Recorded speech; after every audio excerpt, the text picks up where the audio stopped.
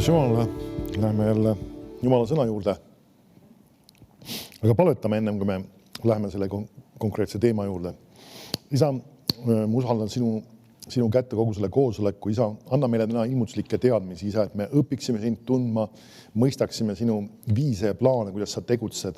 Isa, ava mulle ka sõna uks rääkida selguse ja konkreetsusega seda, mis on sinu südames, Isa, et las sinu tahe saab teostatud selle koosoleku jaoks, et me saame ehitatud, usus üles õhutatud ja Isa, ja ma tänan sind läbimurrangute ja muutuste ja lahenduste eest, mis tulevad.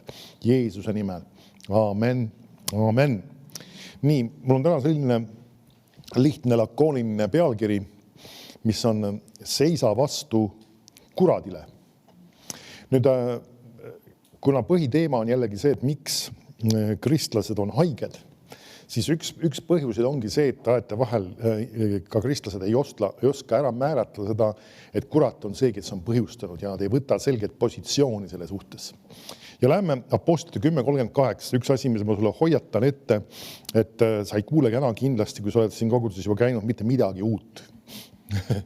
Nüüd selleks, et usk võiks kasvada, ei ole vaja uut kuulda, vaid sul on vaja sellest vanast vahest kinni haarata ja teatud nii-öelda ilmutused saada Jumala käest. Ja Apostlid 10.38. Ja paneme ühe rea siin järjest paika. Ja see ütleb niimoodi, kuidas Jumal Jeesuse Natsaretist oli võidnud püha vaimu ja väega, kuidas tema käis mööda maad ja tegi head ning parandas kõiki, kelle üle kurat oli saanud võimuse, sest Jumal oli temaga. Nüüd sa võid näha, siin tõuakse üks väga oluline asi, nüüd ta kirjeldab tegelikult Jeesuse teenistust. Ja selle sees ta ütleb niimoodi, et ta tegi head ja parandas kõiki. Nüüd keda kõiki? Nüüd ta kirjeldab, missugused need kõik olid siis, kelle üle kurat oli saanud võimuse. Ehk siis ka võiks öelda ka meelevalla või nii-öelda saanud valitseda nende üle. Nüüd me võime tegelikult üsna selgelt selle põhjale öelda ja tegelikult vaadates ka teisi piibli kirjakohti, siis et haigused on kuratliku tagapõhjaga. Nüüd see ei tähenda seda, et see inimene, kes on haige, et tal on kohe kuri vaim, vaid kurat oma sellega ütleme, kui ta inimene langes ka pattu, nii Adam kui Eeva, siis pärast seda kuradil tekkis meelevald siin maa peal nii-öelda valitseda ja tuua ka haigusi. Ja selles mõttes ta ongi, et kui haigus on tulnud inimese ellu, siis see on kuratliku tagapõhjaga. See ei ole Jumala käest tulnud, see ei ole mingi Jumala kingitus või Jumala plaan või Jumala õnnistus või Jumala õpetus või midagi taolist, vaid see on kuratlik oma olemuselt. Ja me peame sellesse niimoodi suhtuma väga selgelt. Et see ei saa olla lihtsalt, mis te teha saame ja üks lihtsalt on süke ja nüüd vaeta vahel, kui inimene on selle haigusega nii-öelda, kuidas me jätame võitlemas või sellega vastu seismas, see võib võtta mingi aja. Nüüd see ei tähenda seda, et tal on kohe kuri vaim seljas, aga iva on selles just, et ta peab teadma, et see ei ole Jumala poolt tulnud ja ta peab väga selge positsiooni võtma, et ta ei nõustu sellega, ta ei kirjuta sellele alla, ta ei ole sellega nõus, et see haigus peaks tema ihus olema. Nüüd vaatame korra Johannese 10.10.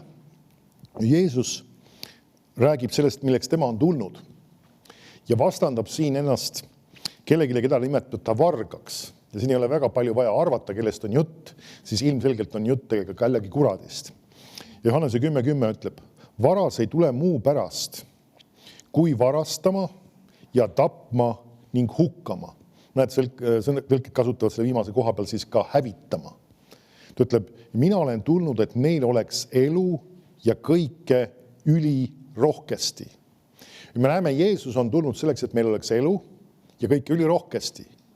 Ja kurat on tulnud, ta toob välja 3 põhiala. Ta ütleb just, et ta on tulnud varastama, ka tapma ja hukkama ehk siis hävitama. Nüüd, kui sa kuskil enda ümber näed midagi sellist toimumas, me räägime ka isegi laiemas mõttes, kui me räägime kas või ütleme, riikide kontekstis või üle maailma, kus on kuskil võib-olla katastroofid, sõjad, erinevad sellist tüüpi asjad, kus on siis ka varastamine ja tapmine, siis kurat on nende asjade taga. Ta on mõjutamas inimesi ja need otsused on tehtud ja siis see põhjustab seda, et inimesed siis kas neilt varastatakse või neid tapetakse, nad surevad siis erinevatel põhjustel, mis ei ole ilmselt Jumala plaan olnud ja sellega kaasas on ka häving. Nüüd, kui me räägime üksikisikust, siis haigus on tegelikult ka mingil kombel midagi, mis varastab sult midagi. see varastab sinu vabadust, see varastab sinu võib-olla teatud kontekstis rõõmu, see varastab sinu nii-öelda seda, et sa võid ennast hästi tunda isegi erinevad sükst asju, siis tapmas näeme seda, et see võib olla see kaugem eesmärk, et see inimese füüsiline surm võiks tulla varem, kui see plaanitud on. Ja hävitama, see toob hävingut inimese ellu. Nüüd me näeme, et kurat on sellist tüüpi asjade taga ja me peame selge positsiooni võtma ja selle kvalifitseerima, sest et kui see asi ei ole meie jaoks selge pilt, siis me ei võta positsiooni. Kui see on meie jaoks lihtsalt, kõik on ju haiged ja kõik on, ega midagi teha ei saa, siis me oleme, nagu öeldakse, sellises väga ebamäärases kohas.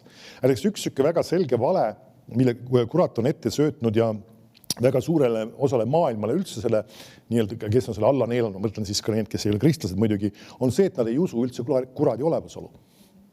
Ja teda pole olemaski nagu.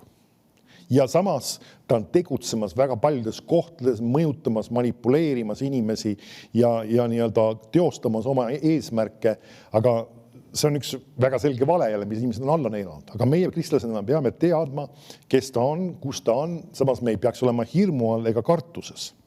Nüüd enne kui me lähme veel sellega edasi, paneme ühe olulise asja veel paika. Kui me nüüd kokku puutume kuradiga, selles mõttes me puutume oma elus kõik tegelikult temaga kokku mingil kombel ja me praktikas on see siis kurjad vaimud, kes on siis nii-öelda tegutsemas. Need Luuka 9.1 vaata. Ja missugune on meie nii-öelda positsioon või meie roll tema suhtes ja mismoodi me tegutseme ja mismoodi me kavatseme nii-öelda oma positsiooni sisse võtta. Luuka 9.1 ütleb. Ta räägib siin siis, Jeesus kutsus kokku siis need 12, ta räägib siis nendest apostlitest. Ta kutsus kokku need 12 ja andis neile väe ja meelevalla kõigi kurjade vaimude üle ja tõbesid parandada. Ja läkitas nad välja kuulutama Jumala riiki ja tegema haigeid terveks. Kui sa märkad seda sõnastust, ütleb, et ta andis neile, ta ütleb 2 asja just, väe ja meelevalla. Ta ei räägi lihtsalt, ta ütleb meelega need 2 asja välja. Vägi ja meelevald. Nüüd kõige lihtsam ja tavalisem näide, millega me võib-olla ise mingis kontekstis kokku puutume, ütleme, kui politseinik seisab näiteks seal oma autoga tee ääres ja on võib-olla autost väljas ja võib mõõtmas kiirust ja avastab, et keegi sõidab kiiremini, siis tal on meelevald seda autot peatada. Tal on tegelikult, tal ei pea isegi mingit saua isegi käes otsas olemas, ta lihtsalt vibutab käega või viitab käega ja see auto peaks peatuma. Ma kasutan väljendit peaks, sest et tal on meelevald seda teha. See riik on andnud talle seadusega selleks õiguse, teatud viisid ja põhjused, kuidas ta millal ta võib seda teha ja ta võib seda teha siis sellises situatsioonis. Nüüd, kui see auto ei peatu ja nii-öelda sõidab mööda, siis saab rakenduda teine asi, see on vägi teda peatada. See tähendab seda, et siis talle kas sõidetakse järgi, kasutatakse erinevaid vahendeid, siis mis iganes need on need, ma mäletan, kuidas seda imeesandust nimetakse, visatakse üle tee see naertest riba ja sõidab autol puruks. Kui asi läheb väga tõsiseks, siis nad tulistavad auto tagumisse rattasse, isegi sellised asju on vahest tehtud, aga seda asju nad väldivad, et kohe tulirelva hakata kasutama. Kutsutakse ei ole teised nii-öelda ka politsei ekipaažid välja. Aga see tähendab seda, et nüüd rakendavad väge, et seda peatada. Nüüd siin on see sama asi, nüüd kui ta ütleb ka, et kui ta kuradiga on tegelemas, siis see meie kätte samuti me võime öelda ka, kuigi ta räägib siin praegu apostlitest, aga tegelikult me võime näha Piiblis mujal, et see vägi ja meelevald on antud ka meie kätte. Niisiis ka samamoodi meil on ka vägi ja meelevald kuradi üle. Nüüd üks on see sama, et sa ütled ja käsitemal peatuda, käsitemal lõpetada oma tegevuse ja kui ta ei peaks peatuma, siis rakendatakse väge. Ja mõlemad on sinu kätte usaldatud. Et see on see, me peame seda teadma, et nagu mõni ütleb, et kurat võib-olla ei lähe välja või ei taha teha seda või ei taha lahkuda midagi taolist. Ega ta ei tahagi. Aga kui sina kasutad oma väge ja meelevalda, siis ta peab ja ta sunnitakse lihtsalt lahkuma. Ja siin ei ole nagu mingit küsimust. Vaatame korra ühte teist kirja kohta siin samal lähedal. See on Luuka 10.17. Nüüd kui nad Neile anti see vägi ja meelevald ja läkitati nad välja Jumala sõna või Jumala riiki kuulutama ja haigeid terveks tegema, siis nad tulevad tagasi ja nad annavad sellest asjast nagu niisuguse tunnistuse või räägivad sellest, mis toimus, mis sündis. Ja Luuka 10:17 ütleb, siis need 70 tulid tagasi rõõmuga ja ütlesid, me näeme siin, et see meelevald anti ka 70, mitte ainult 12 ja vägi ja meelevald. Ja tulevad tagasi rõõmuga ja ütlesid, issand, ka kurjad vaimud alistuvad meile sinu nime tõttu. Aga ta ütles neile, ma nägin saatana nagu välgu taevast maha langevat. Vaata, ma olen andnud teile meelevalla astuda madude ja skorpionite peale ja vaenlase kõige väe peale ja miski ei tee teile kahju. Ometi ärge rõõmutsege, et vaimud teile alistuvad, vaid rõõmutsege palju enam sellest, et teie nimed on taevasse kirja pandud. Siin on päris palju olulisi tõdesid. Nüüd nad tulevad tagasi ja nad annavad hinnangu ja ütlevad seda, et need kurjad vaimud alistuvad meile sinu nime tõttu. Nüüd siin on üks asi, mis oleks veel eraldi teema rääkida Jeesuse nimest ja sellest nime meelevallast. Nüüd me peame aru saama, et see ei ole lihtsalt üks maagiline sõnakõlks või lihtsalt mingisugune nimi, mida me ütleme Jeesuse nimel või vahest ütleme palve lõppu, inimesed ütlevad, palume seda Jeesuse nimel või kui me anname ka käskluse kuradile Jeesuse nimel, siis see ei ole lihtsalt mingisuguse sõnakõlks, vaid see väljendab volitust. Näiteks sa võid vaadata üks huvitav lugu, mis vahel mõnel inimesel tekitab segadust. See on seesama sõjapealiku lugu, kui ta tuleb Jeesuse juurde. Ja kui sa vaatad teises ühes evangeeliumis, on öeldud seda, et see sõjapealik ise ei tulnud, vaid ta läkitas kellegi teise. Ja siis tekib mulje, et nagu kas üks nendest evangeeliumitest räägib nüüd valetab või teine räägib tõtt või kas need on omavahel vastuolus või kuidagi, miks siis ühes on öeldud, et ta läkitas kellegi teise ja siis ütles, et ta tuli ise. Iva ongi selles, et see on seesama arusaamine sellest samast meelevallast ja läkitusest. See tähendab seda, et kui meie ütleme Jeesuse nimel, siis see kuradi jaoks vaimses mõttes ei ole vahet, kas Jeesus ütles seda või meie ütlesime seda. Ehk siis tähendab, Jeesus ei enda nimel ütlema küll, aga just seesama, et see teeb sama välja, kui Jeesus rakendaks oma meelevalda tema üle. Ja see sama meelevald on meie kätte usalduv. Et see on seesama asi, me peame sellest aru saama, ta ütlebki sinu nime tõttu. Ja tähendab siis selle sama volitusega, selle sama meelevallaga, mis Jeesuse käes oli ja mis ta on andnud ka meile kui kristlastele kasutada, meil on meelevald kuradi üle. Ja see on asi, ja kui me vaatame nüüd seda konteksti siin, just ennem oli ka juttu sellele, et nii-öelda hajada kurje vaime välja ja tõbesid parandada. Me näeme, et on käsi käes pandud. Ma vaatan just eelmist nii-öelda salmi, mis ma ütlesin, Luuka 9:1 oli see. Ja seal ta ütles veel, meelevalla kõigi kurjade vaimud üle ja tõbesid parandada. Kui sa vaatad see sõnastus, me saame aru, loogiline oleks see, et meelevalla kõigi kurjade vaimude üle, aga ka meelevalla tõbesid parandada. Kuna haigused on kuratliku tagapõhjaga, siis ka meil on haiguste üle meelevald. Seesama oligi seesama, et nad läksid väe ja meelevallaga, seesama, et nad andsid käskluse haigusel lahkuda. Nüüd üks asi, mis me peame aru saama, haigus ei ole isik, aga piiblis on väga palju selline, me peame mõistma asju seda, et asjadel on nimed ja Jeesuse nimi on pandud üle iga nime ja need asjad peavad ka kuuletuma ja alistuma. Ja kui sina annad haigusele käskluse lahkuda, lõpetada oma tegevuse, siis tema peab kuuletuma. Ma kasutan võib-olla sõna tema, ma ei mõtle, et ta isik on, aga just selles mõttes, et see haigus peab kuuletuma, peab alistuma ja peab lahkuma. See on kuratliku päritoluga asi. Et me peame aru saama sellest, ka piiblis on meil mitmeid näiteid ka sellest, kuidas teatud asjad on kurat on otseselt põhjustanud. Näiteks üks meil on selge näide, kus on toodud, kui Hiobit löödi kurjade paisetega, siis me näeme, seal on öeldud ka, saatan läks ja lõi teda kurjade paisetega. Me näeme, kuidas selle haiguse taga, selle põhjuse taga või selle tekkimise taha oli kurat otseselt. Ja saame aru ka teatud isegi probleemid, kui me räägime isegi loomulikus maailmas probleemi, näiteks ka isegi maavärinad ja tegelikult ka igasugused õnnestused, katastroofid on sageli kuratliku tagapõhjaga ja kurat on neid korraldamas ja organiseerimas. Nüüd see on seesama, et meil kui kristlastel on vaja olla tark. Üks asi on see, et Jumala vaim juhib sind ja sa ei pea teatud kohtades ja teatud aegadel olema. Teine asi on, et sul on ka meelevald ka loodusjõudusid peata.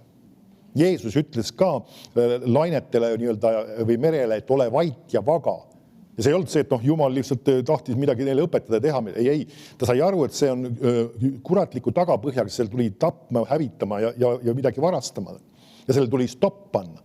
Et me peame aru saama sellest meelevallast, kui on midagi sellist, siis meil on meelevald ja me peame võtma selge positsiooni. Me ei luba, me ei nõustu, me ei kirjuta selle alla. Amen. Et see on see väga oluline asi, kui me räägime just meelevallast ja sellest, kui me puutume kokku kuradiga. Nüüd lähme Efestele 4. peatükki. Nüüd see oli oluline siia algusesse paika panna. Nüüd sa võid ise muidugi meelevalla teemat veel pikemalt uurida, sest sellest on meil piiblis päris mitmes kohas juttu. Efesuse kirja 1. peatükis näiteks seesama palve, mis Paulus nende koguduste eest palus. Ta palub just selle sama arusaamise pärast, et see ilmutus sellest positsioonist ja sellest meelevallast, mis meile kui kogudusele on antud, kelle peaks on Jeesus pandud. Ja see on midagi sellist, mida me peaksime paluma, et meil see ilmutust võiks tulla. Ja päris suur osa kristlastest tegelikult ei ole pihta saanud sellest meelevallale, mis nad omavad. Ja meil on vaja sellest ilmutust tegelikult, mitte ainult mentaalset teadmist. Nüüd vaatan Efesestel 4.25.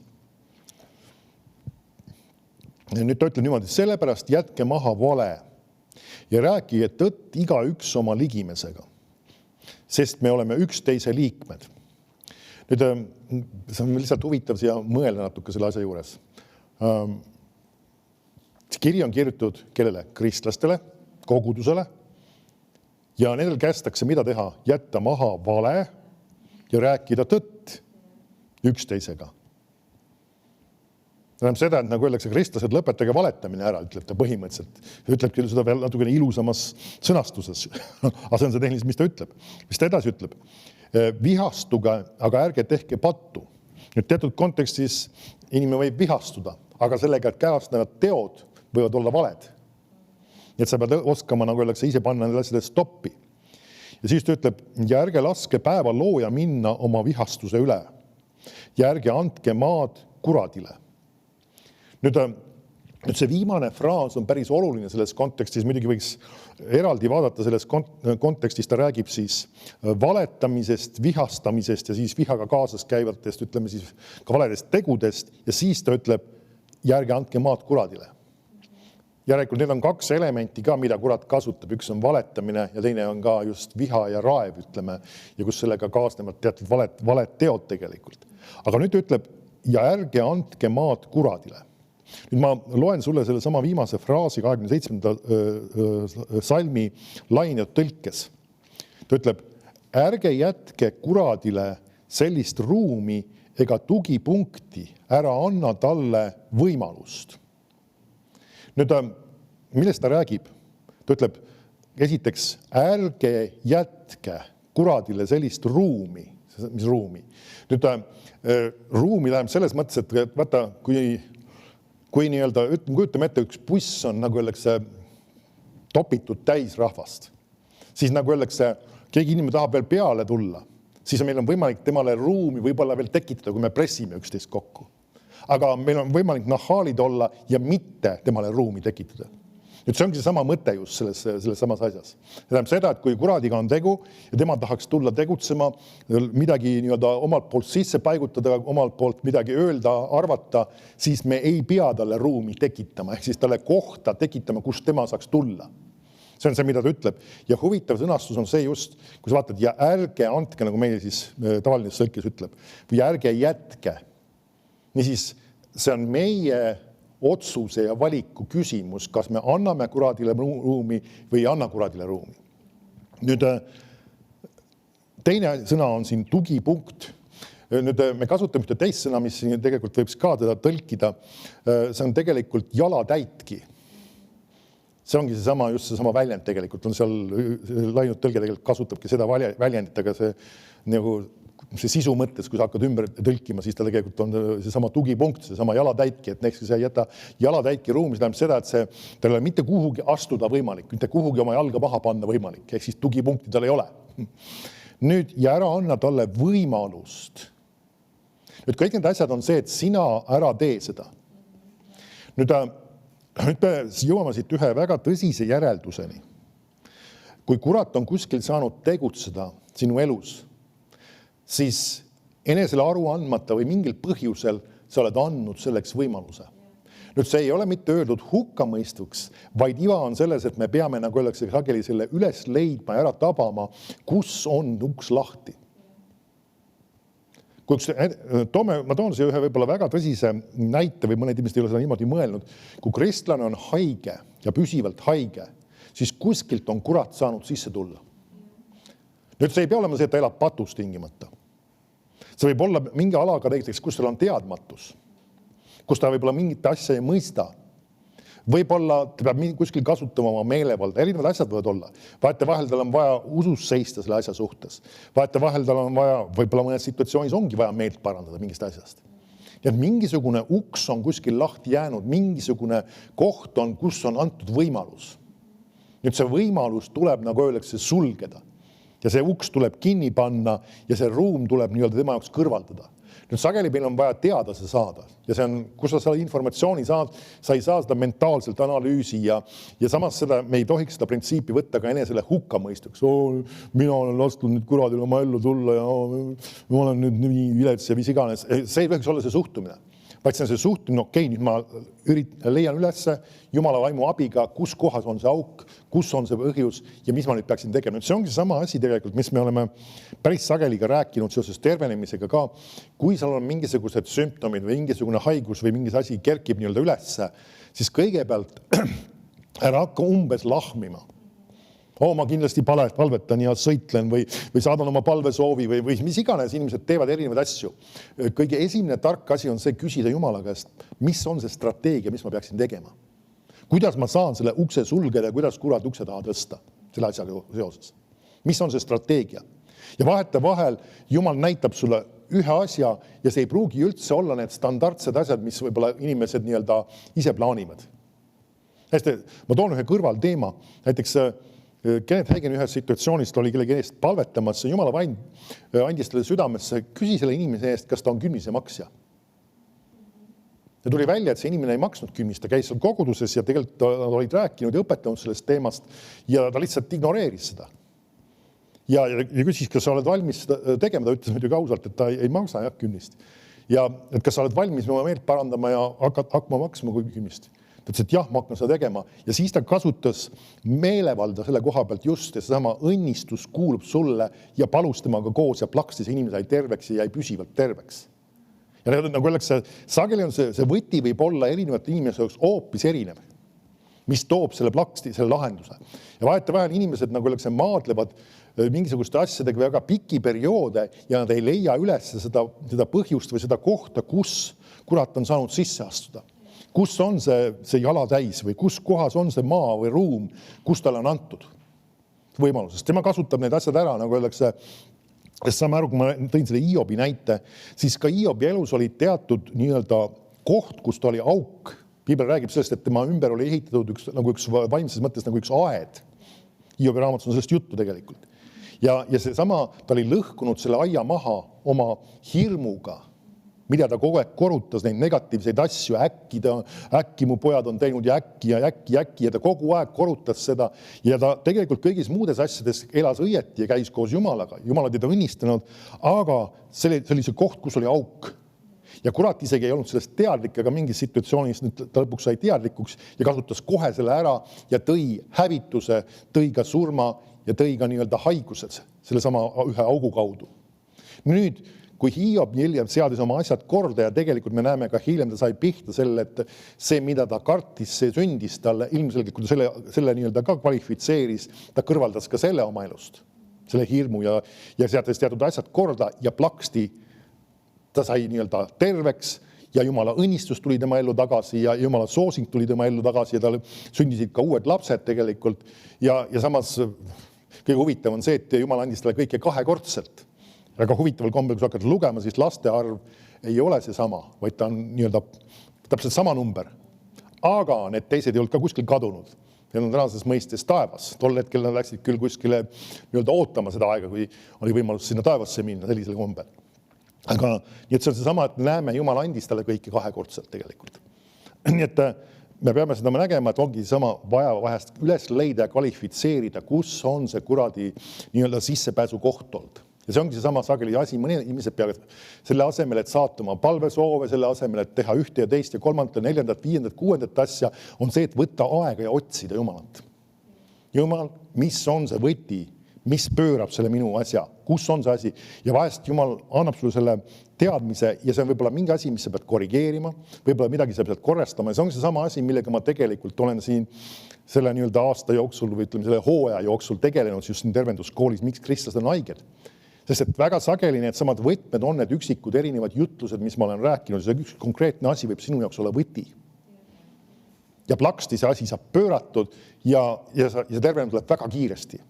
Et see on seesama põhjus, et meil peab olema seda tarkust, et me otsime üles selle koha ja me ei lase sellel asjal lihtsalt istuda, et kurat saab nagu sisse astuda ja teha seda ja teist ja kolmandat.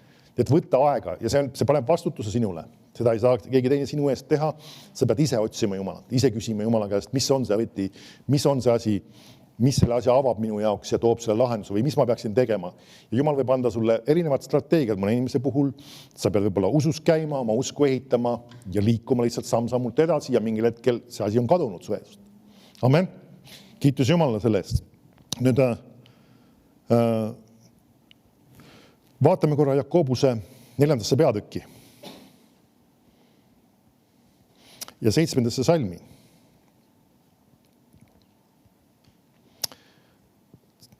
Tuntud kirja kohta ütleb siis alistuge Jumalale, seiske vastu kuradile, siis ta põgeneb teie juurest. Nüüd, kui sa vaatad seda väljendit, siis ta kasutab väljendit seiske vastu. Nüüd, mis tähendab seiske? Miks ta kasutab sükest väljendit? Seismine on midagi sellist, mis sa pead nagu öeldakse stabiilselt ja püsivalt tegema. Ma ütlen, kui sa ühe koha peal seisad, sa paned oma 2 jalga maha ja ütled, mis tähendab vastu seisma. See tähendab seda, et kui keegi sind üritab nügida või sellest positsioonist minema lükata, sa jääd sellesse kohta edasi. Sa hoiad oma positsiooni, võtad jalad natuke võib-olla harki isegi ja oled valmis nii-öelda. Ja see on seesama, et just see seismine tähendabki oma positsiooni säilitamist. Ja tegelikult mõned tõlked tõlgivad selle hoopis teistmoodi, ärge teatud asjadega nõustuge. Et sa ei nõustu teatud asjad, mis kurat pakub sulle, pakub ideid, pakub võib-olla mõtteid, pakub teatud valesid, ma ei kirjuta selle alla. Ma ei nõustu sellega, et see haigus saab minu ihus olla. Ma ei kirjuta sellele alla, ma ei ole sellega lihtsalt nõus ja ma seisan selle positsiooni peal, mida Jumala sõna ütleb ja ma seisan talle vastu. Nüüd see, kas sa märkad, see väljend ei ole see, et ainult üks kord sõitle, vaid ütleb, et seisa. See järelikult räägib ühest pikemast süksest printsiibist või pikemast süksest positsioonist, mille me peame sisse võtma. Ja see ongi see, mismoodi me peame konkreetne positsiooni võtma ja seisma selle peal, mis meile on antud. Amen.